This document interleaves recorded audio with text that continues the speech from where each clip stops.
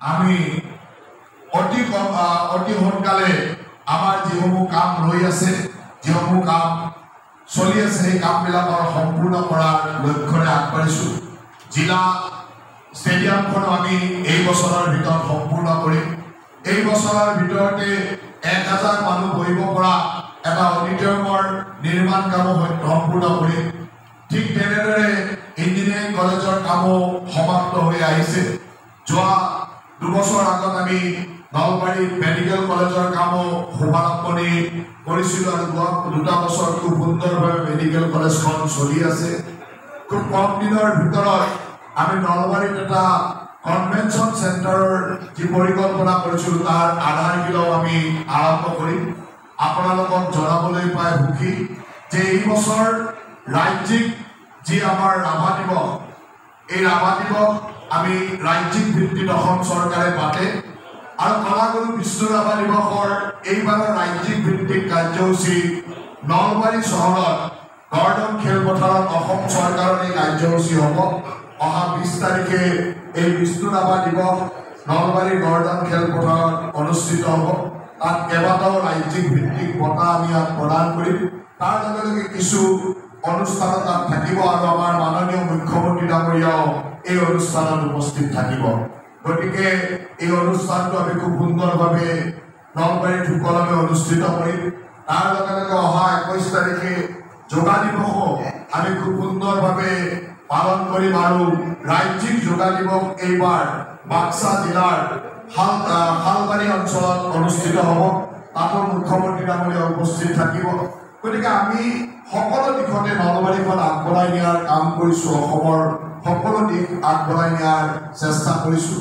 আমি নলবাৰী কেবিনেটত সিদ্ধান্ত লৈছিলোঁ যে নলবাৰীৰ অবিবি শিক্ষকৰ সমস্যা সমাধান কৰিবৰ কাৰণে আমাৰ CM ত্ৰিপুৰে মুখ্যমন্ত্ৰীৰ আত্মনিৰ্ভৰ অভিযান আঁচনিৰ জৰিয়তে তেখেতসকলক আত্মসংস্থাপনৰ কাৰণে 2 লাখ টকা সাহায্য দিয়াৰ কথা পৰিকল্পনা কৰি আমি সিদ্ধান্ত লৈছিলোঁ আৰু সেই কামো খুব কম দিনৰ ভিতৰত ইয়াত আৰম্ভ কৰিম, যাতে নলবাৰীৰ অবিবি শিক্ষকৰ সমস্যাটো স্থায়ী সংস্থাপনৰ কাৰণে 2 লাখ টকাকৈ দি আমি যাতে সম্পূৰ্ণৰূপে সমাধান কৰিব পাৰোঁ, যে এই কামটো বহুদিনীয়া এটা সমস্যাৰ সমাধানৰ দিশলৈ লৈ যাব পাৰোঁ।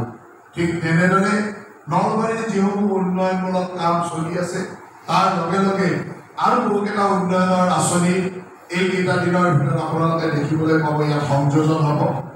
এইকেইদিনৰ ভিতৰতে হয়তো 1-1.5 মাহৰ ভিতৰতে আপোনালোকৰ সকলোৰে দৃষ্টিত থকা বৰপুৰা অভাৰব্ৰিজখন সম্পূৰ্ণ কৰি আমি ৰাইজৰ সেৱাৰ কাৰণে মুকলি কৰি দিম। গতিকে প্ৰতিটো ক্ষেত্ৰতে আমি নলবাৰীৰ উন্নয়ন বিকাশ আমি মুখ্যমন্ত্ৰী ডাঙৰীয়াৰ নেতৃত্বত আশীৰ্বাদত কৰি যাবলৈ সক্ষম হৈছোঁ। আজি গোটেই ভাৰতবৰ্ষতে মোদীজীৰ সফলতাৰ দৰিদ্ৰ উন্নয়নৰ 11টা বছৰ, অসমত মুখ্যমন্ত্ৰী হিমন্ত বিশ্ব শৰ্মা চৰকাৰৰ বিকাশৰ 4টা বছৰ আৰু নলবাৰীৰ উন্নয়নৰো এক জয়যাত্ৰা আপোনালোকক আজি দেখুৱাবলৈ পাই অত্যন্ত আনন্দ অনুভৱ কৰিছোঁ।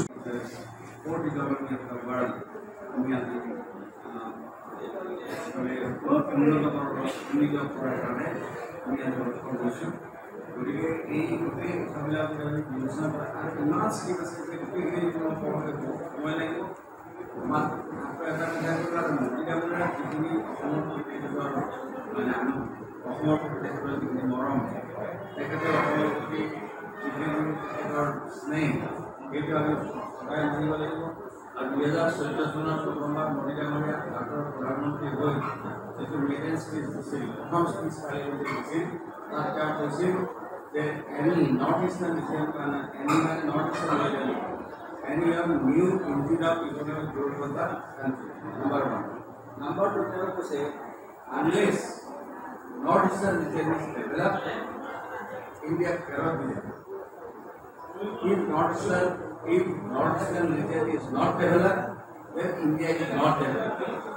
যিকোনো খবৰৰ বাবে যোগাযোগ কৰক 7099017330 লগতে 7099017110 নম্বৰত।